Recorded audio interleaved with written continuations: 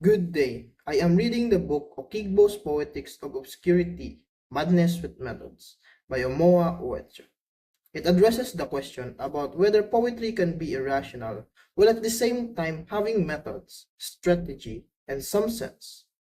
In this book, Omoa Uecho answers that poetry comes from madness that has methods, which means that in poetry, the symptoms of schizophrenia, such as multiple personas, depersonalizations, illusions, and hallucination, happen and are statistically transformed to make creative poetry.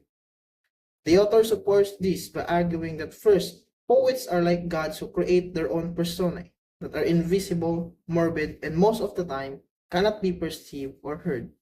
Second, madness does not mean total and automatic randomness in acts, but is driven by emotions, its own methods and sense.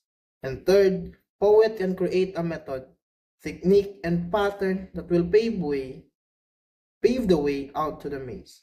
So in poetry, the attachment of truth is true poetry.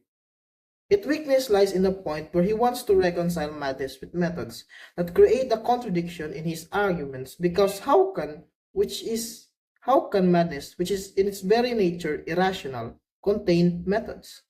If so, how sure can we go that those methods are artistic creations, not illusions?